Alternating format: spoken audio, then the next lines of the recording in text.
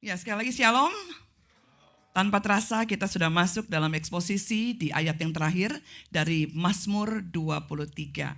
Ya, Bapak Ibu Saudara, di setiap kali You Care juga dengan banyak antusias kita mengulik ya, memperdalam. Karena saya sendiri punya pengalaman yang luar biasa unik untuk Mazmur 23. Saya udah hafal dari saya TK Bapak Ibu ya. Dan jadi juara waktu itu, deklamasi. Tapi nggak menjamin kehidupan saya baik-baik saja gitu kan. Nah tetapi makin kesini saya tahu bahwa dalam eksposisi, Daud sedang berbicara dari sisi dia sebagai seorang yang pernah menjadi gembala. Dan pada eksposisi kali ini saya akan membagi menjadi 4 bagian. Kita ingatkan dulu kepada saudara, saya akan ingatkan Mazmur 23 ayat 6, kebajikan dan kemurahan belaka akan mengikuti aku seumur hidupku, dan aku akan diam dalam rumah Tuhan sepanjang masa. Kita mau belajar dari bahasa Inggrisnya ya. Bahasa Inggrisnya, surely goodness and mercy shall pursue me all the days of my life, and I will dwell in the house of the Lord forever. Saya akan buat eksposisi ini menjadi 4 bagian dari kata yang saya garis bawahi, surely, shall pursue, dwell, and forever. Ya, walaupun jemaat kita katanya punya masalah dengan bahasa, tapi saya percaya ya kata-kata ini harusnya gampang, nanti saya terjemahkan. Jangan khawatir, oke? Kita masuk dalam surely. Ya, ini saya bagi ini ya. Kira-kira begini, artinya kepastian, kasih yang aktif, keintiman, kekekalan. Saya berharap saya nggak terlalu cepat karena ternyata saya pikir bahannya sedikit tapi nggak sedikit-sedikit banget. Jadi mungkin kita akan bersama-sama dengan saudara selama 2 jam ke depan. Nggak mungkin ya. Surely yang pertama, katakan kepastian. Ini dari bahasa aslinya kita belajar, bilang dulu dari bahasa Ibrani. Sungguh pasti tanpa ragu. Beda dengan bahasa Indonesia. Kalau bahasa Indonesia itu kebalikannya, nggak pasti, ya kan? Kamu udah makan? Gitu. Apakah saya cantik? Nah itu berarti bohong ya. Tetapi kalau di dalam bahasa Ibrani, itu berarti sungguh, pasti, tanpa ragu. Jadi artinya adalah bukan harapan kosong. Harapan kosong tuh kayak gini, ya saya berharap semua akan baik-baik aja. Padahal nggak ada dasar untuk berharap, itu harapan kosong. Jadi bukan optimisme psikologi. Optimisme psikologis itu seperti ini. Pikirkan aja hal-hal yang baik, seperti positive thinking. Udah semuanya tenang, pikirkan hal-hal yang mau ya. Kalau saya mau apply visa contohnya, waktu itu visa Amerika, saya bilang sama Nenat waktu itu berdua kita apply visa, saya bilang sama dia gini, pikirkan aja hal-hal yang kita bisa jawab untuk dia tanyakan. Gitu saudara ya, itu optimisme psikologis. Jadi waktu kita yakin bahwa pertanyaan-pertanyaan itu akan bisa kita jawab, maka kita pasti akan dengan confident menghadapi orang yang bertanya kepada kita. Nah, di sini surely itu bukan seperti keyakinan yang saya tanamkan kepada anak saya waktu kita mau apply visa Amerika. Kalaupun kita akhirnya dapat, itu juga bukan karena si optimisme psikologi saya gitu ya. Tetapi memang itu akan berhubungan satu dengan yang lain, tapi saya nggak bahas dalam hal ini karena itu bukan ranah Mazmur 23 ayat 6 ya. Jadi artinya ini adalah kepastian perjanjian. Daud tidak berkata begini, I hope goodness follows me. Enggak. Tapi dia berkata surely, ada sebuah kepastian. Ya, ini sayangnya tidak diterjemahkan dengan tepat ya. Tetapi mungkin kata belaka itu bisa kita pakai sebagai acuan dari surely itu tadi. Karena nggak ada yang lain. Nenat tanya, belaka itu apa? Ya, ternyata saya pikir dia udah banyak tahu ya. Belaka dia nggak tahu ya. Jadi surely ya. Anak-anak sekarang kan jarang ngomong belaka ya. Cuman zaman-zaman dulu kayaknya. Jadi artinya ia berkata tentang pasti. Kepastian. Ini tidak berdiri atas kesalehan Daud, melainkan di atas kesetiaannya Allah.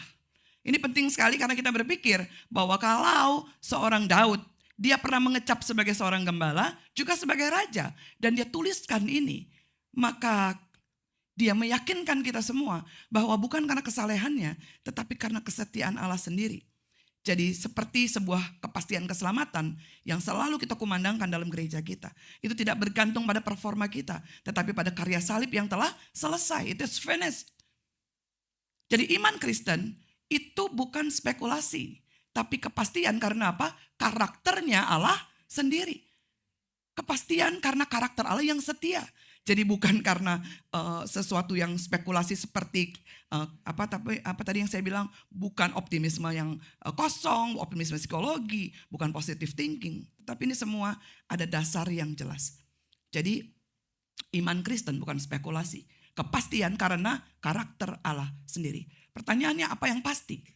Yang pasti itu adalah di ayat 6 tadi, kebajikan dan kemurahan. Kita lihat bahasa aslinya. Tov, ya. Kebaikan Allah yang aktif dan membawa pemulihan. Hesed, kasih setia perjanjian, kasih yang berkomitmen setia dan tidak menyerah. Jadi artinya dari bahasa asli ini kita menemukan sebuah kesimpulan bahwa goodness and mercy itu bukan sesuatu, tapi pribadi.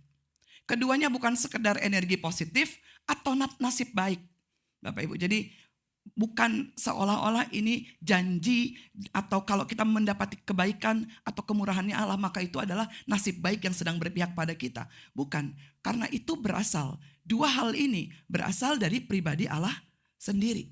Karena kalau begini, bayangkan, kalau goodness and mercy itu hanya sesuatu, maka saat keadaan buruk terjadi, kita akan merasa ditinggalkan.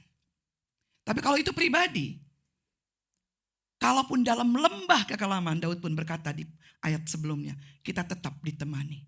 Bahkan saat air mata, karakter Allah enggak berubah. Itu artinya kita tidak melihat kebaikan dan kemurahan sebagai sekedar konsep abstrak atau perasaan umum. Tetapi sebagai ekspresi karakter Allah yang hidup dan aktif. Karena apa saudara? Karena Yesus sendiri adalah manifestasi tertinggi dari kebaikan dan kasih setia Allah. Jadi ini bicara tentang Kristus sendiri. Dalam Yohanes 1, ya ini saya yang salah kirim ke Yusak ya. Harusnya John ya, ini jadi John ya. Yohanes 1:17. The law was given through Moses, but grace and truth came through Jesus Christ. Yang artinya, sebab hukum Taurat diberikan oleh Musa, tetapi kasih karunia dan kebenaran datang oleh Yesus Kristus. Bisa tangkap sampai sini saudara ya. Karena saya mau masuk ke bagian yang berikutnya. Jadi artinya tadi kepastian, surely, goodness and mercy. Ini yang menarik di bagian kedua. Kasih yang aktif. Kasih kata-kata pakai bahasa Inggris belajar. Shall pursue. Shall pursue. Ya, ya, shall pursue. Pursue, shall pursue. Ya, jadi coba Pak. bukan susu, ya, bukan shall pursue. Ya. Bahasa aslinya ternyata ini saudara. Jadi bukan mengikuti. Kebajikan dan kemurahan belaka akan mengikuti, betul? Ya ampun, ini artinya radap. Mengejar, memburu. Seringkali dipakai untuk musuh yang memburu sampai dapat. Artinya kalau kita kejar musuh itu gak ada ampun. Kejar sampai dapat. Jadi kasih, kebaikan, kemurahan itu mengejar dan memburu kita. Ini bukan tentang Tuhan yang sedang berjalan santai dan mengikuti di belakang kita. Ini adalah kasih yang berlari. Karena kalau kita jujur saudara, kita sering merasa apa? Kita yang terus ngejar Tuhan. Kita yang harus setia dulu. Kita harus cukup baik dulu. Tapi justru Daud bilang sebaliknya. Daud berkata apa? Daud berkata, bukan aku yang mengejar Tuhan. Tapi kebaikan dan kasih setianya yang mengejar aku. Dan itu bukan mengejar dengan kemarahan. Bukan mengejar untuk menghukum, tapi mengejar untuk memeluk. Kita tidak menemukan Tuhan dulu, saudara. Tuhan yang berinisiatif. Artinya, kasih Tuhan itu aktif. Dia berinisiatif secara penuh, agresif, tidak pasif, menunggu kita datang. Itulah kasih yang berkata, aku tidak akan berhenti sampai engkau sadar bahwa engkau milikku. Saudara, kasih yang seperti ini gak mungkin bisa kita pahami, saudara. Karena kita selalu masuk di area pemikiran kita, batas pemikiran kita, penilaian kita sendiri, brand yang kita berikan kepada diri kita, bahwa kita tidak layak. Bahwa enggak mungkin lah, siapa sih? Dan di salib kita melihat bentuk paling nyata dari kata mengejar. Yesus gak nunggu kita naik ke sorga. Dia turun. Dia mencari. Dia datang. Dia masuk ke lembah bayang maut. Supaya apa? Supaya ketika kita lari, jatuh, bahkan menjauh, yang paling cepat menyusul kita bukan hukuman, tapi anugerah. Sering kita lelah ya, merasa gak layak. Seperti Daud tahu kegagalan sendiri. Saya berpikir kehidupan saya itu gak mungkin ada pada titik hari ini. Tapi kalaupun sampai hari ini saya berdiri, sekarang saya baru tahu juga, itu semua bukan karena saya sedang mengejar Allah. Tapi karena Dia yang mengejar saya. Itu namanya crazy love. Karena banyak orang bilang apa? Kalau ditolak cinta ya udah, cari aja yang lain. Kita sering banget menolak Dia, berkali-kali. Tetapi Dia tetap mengejar.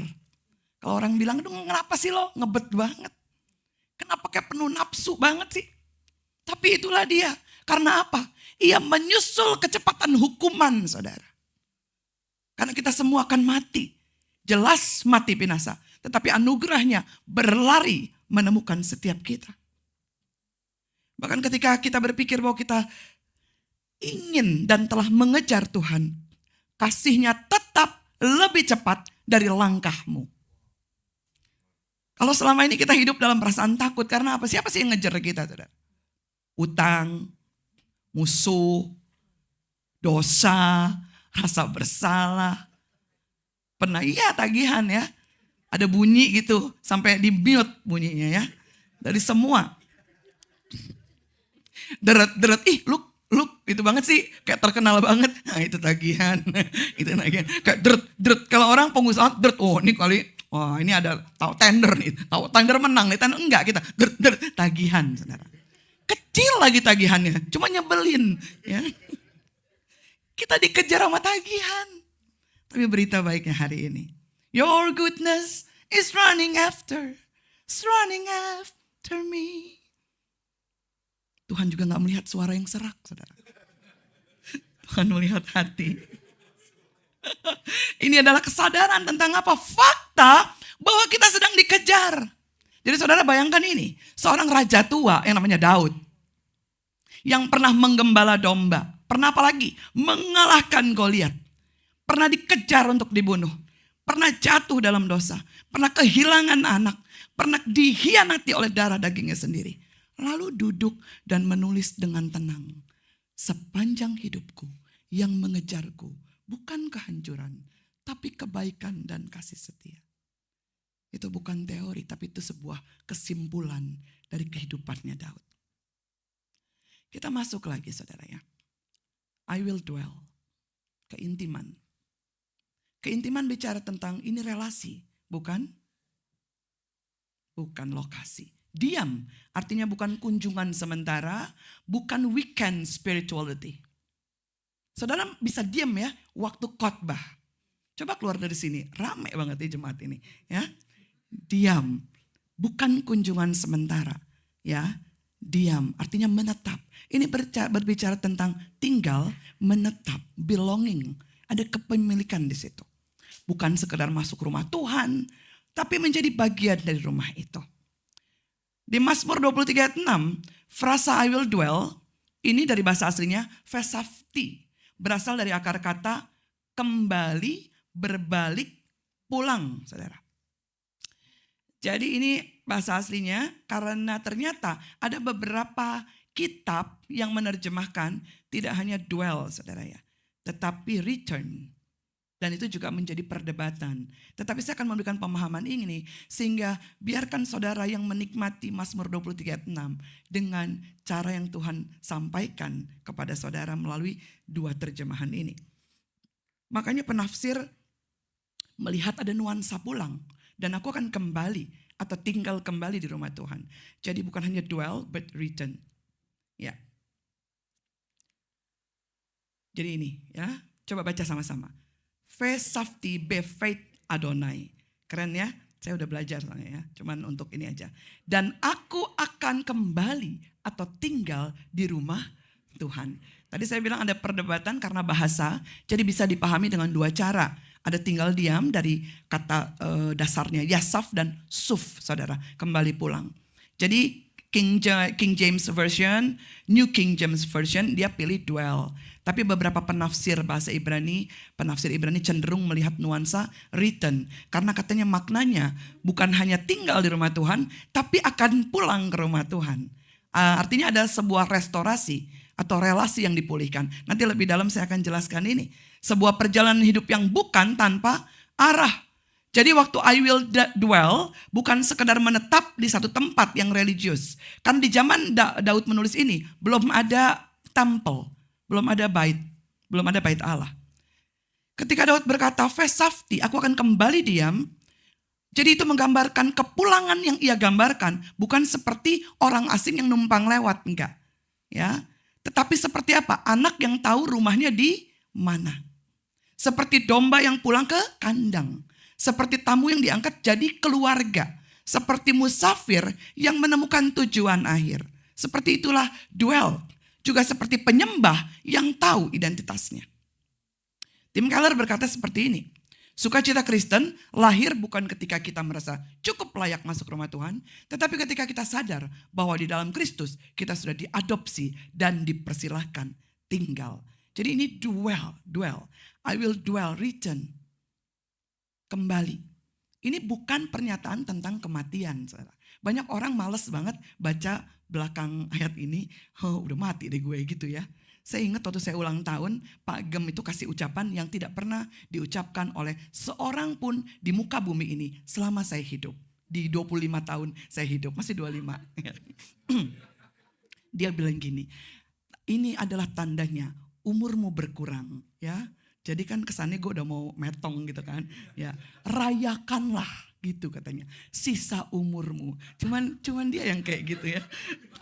Karena dia gembala, saya cuman bilang gitu. Ya. Ya, saya ingat banget ya. Dan banyak orang sebel banget. Kenapa sih Daud menutup syair puisi yang cakep ini. Tapi ujung-ujungnya kok kesannya tentang kematian. Ternyata ini bukan pernyataan tentang kematian. Syukurlah, lega semuanya ya. Tetapi tentang kepulangan ya saudara. Di sini pasti banyak yang takut mati. Enggak kan? Bukan akhir hidup. Nanti tiap ulang tahun gitu ya cara doanya ya. Mari kita rayakan sisa-sisa hidup yang ada gitu ya. Jadi gue inget kapan lagi nih gue ya. Jadi gue tiap ketemu dia kayak pengen baik terus ya. Supaya waktu gue pulang dia punya kesan yang baik tentang saya gitu ya. I will dwell. Bukan pernyataan tentang kematian tapi tentang kepulangan. Bukan akhir hidup. Melainkan kepastian bahwa sejak sekarang kita adalah milik Tuhan. Berjalan menuju hadiratnya dan akan tinggal bersamanya selamanya. Nah dwell ini saya akan jelaskan di poin yang keempat. Cepat kan khotbah saya. Ini forever. Tentang kekekalan. Frasanya dari ini. Panjangnya hari-hari. Frasa Ibraninya. Leorech yamim. Ya dari bahasa Ibrani. Bukan hanya sepanjang umur biologis, bukan. Ya, tetapi melampaui kematian. Keren banget. Durasi yang tidak terbatas. Ya, jadi panjangnya hari-hari. Jadi kita nggak nyanyi lagi tentang panjang umur, ya. Tetapi sesuatu yang melampaui usia kita atau kematian kita. Ini bukan janji hidup panjang atau umur panjang. Ini janji hidup bersama Tuhan tanpa akhir. Namun di titik ini ada pertanyaan.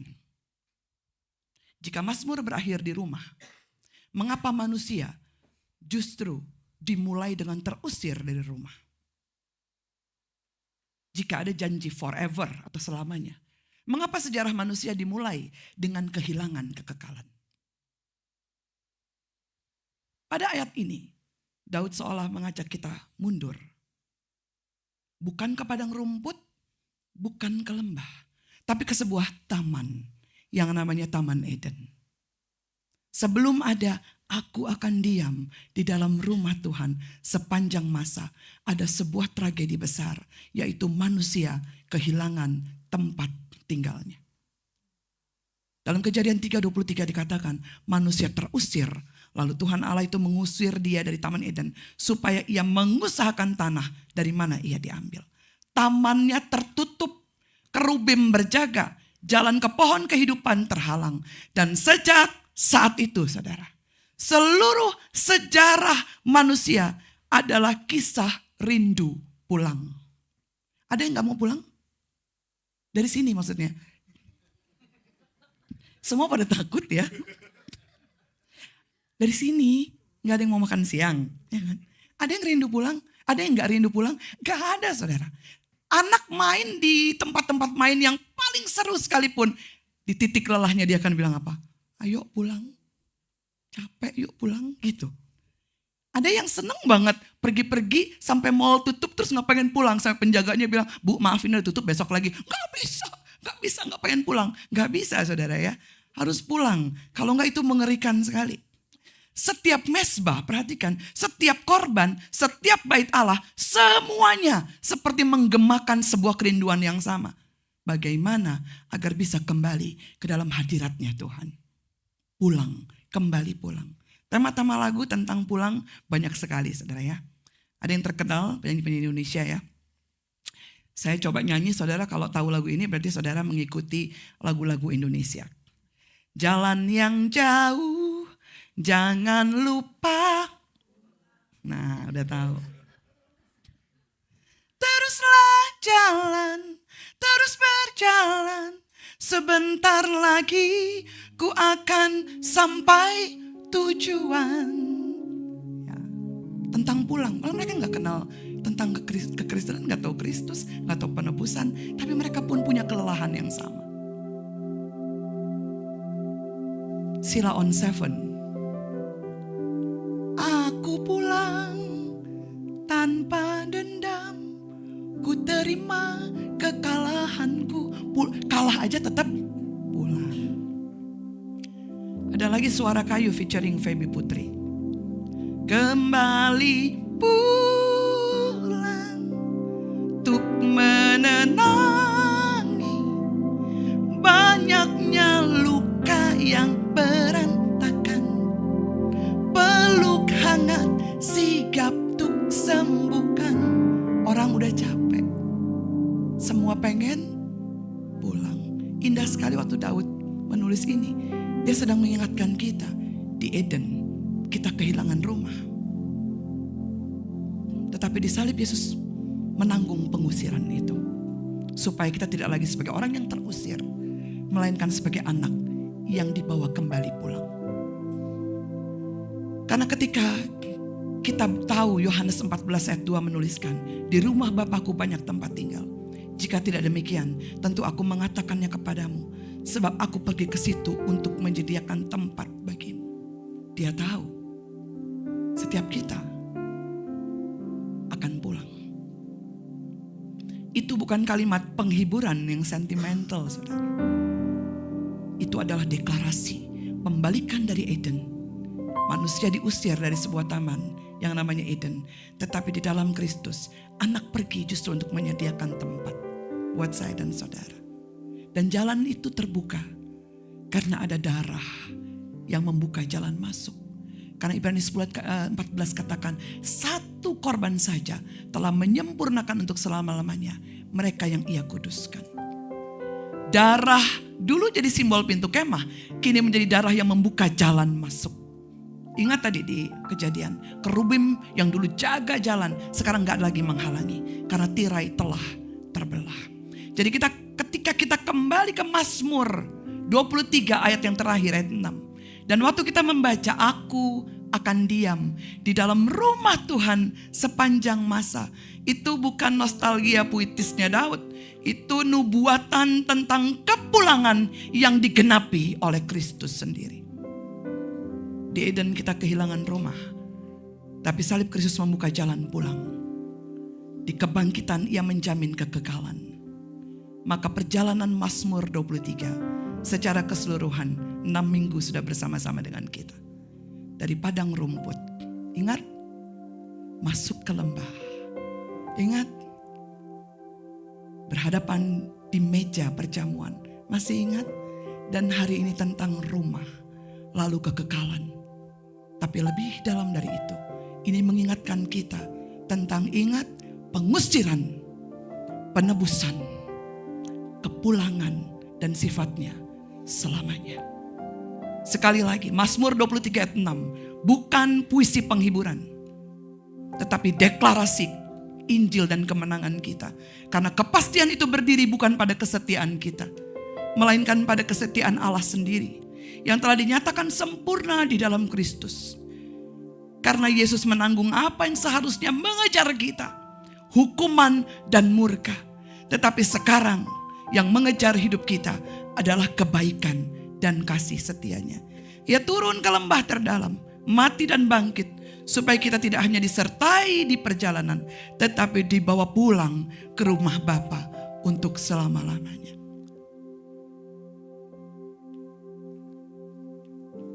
Dan karena karya Kristus telah selesai, kita tidak sedang berharap bisa pulang. Kita sedang dipulangkan. Kita diproses berjernih. Tetapi ingat, selalu ada jalan pulang. Amin. Ada lagu yang berkata ini, karya Frankie Siombing. Lagu-lagu tadi yang pulang tadi, maaf, kalah dengan isi dari lagu ini. Karena ini punya dasar yang jelas. Pulang karena ada yang menyediakan tempat. Banyak orang gak tahu jalan pulang. Orang tua gak tahu pulang kemana. Anak gak tahu pulang kemana. Suami gak tahu pulang kemana. Istri gak tahu pulang kemana. Kalau saudara masih bingung kemana jalan pulang, hadirilah seminar minggu depan. Saudara akan tidak tersesat lagi. Lagu ini saudara ya.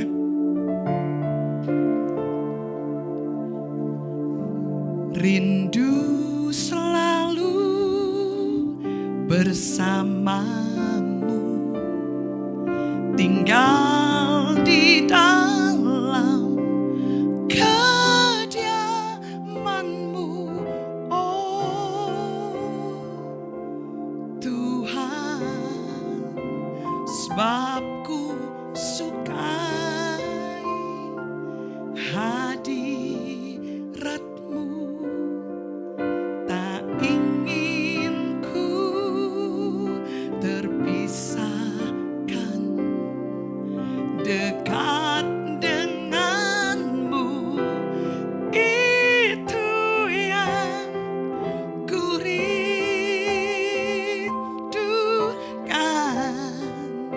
sebab ku dapati kedamaian. Katakan lagu ini. Ku nikmati keindahan dan keagungan-Mu, oh Tuhan. Ku nikmati kemuliaan-Mu, menyembah-Mu dengan segenap. Ku nikmati keindahan,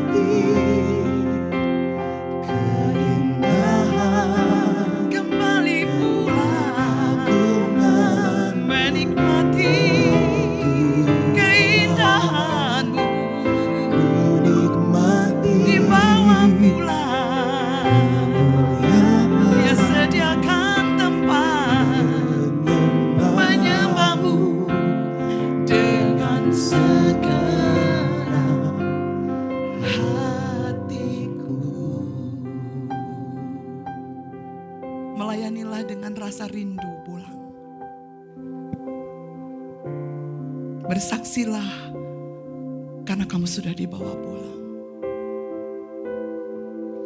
Perkatakan siapa Kristus, sehingga banyak orang lelah akan menjumpai rumah yang kekal di dalam Tuhan.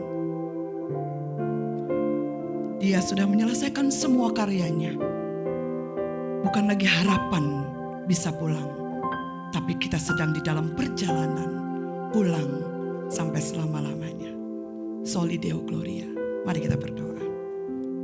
Kami bersyukur diingatkan Tuhan. kebajikan dan kemurahan belaka akan mengikutiku seumur hidupku. Dan aku akan diam di dalam rumah Tuhan sepanjang masa.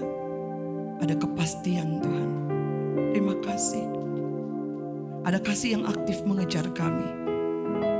Bahkan di saat kami tahu kami sedang bersembunyi, Engkau sanggup menemukan kami. Dalam ketakutan kami, Engkau mengejar dan memberikan kami sebuah keberanian. Karena kematian-Mu nyata, kebangkitan-Mu kami rasakan. Ada keintiman saat kami pulang, dwell, return, dalam tempat-Mu yang luar biasa. Dan itu semua terjadi, tidak ada waktu yang membatasi, untuk selama-lamanya, sampai selama-lamanya. Terima kasih untuk seluruh eksposisi Mazmur 23. Kami bersyukur. Terima kasih, dalam nama Yesus kami berdoa. Amin.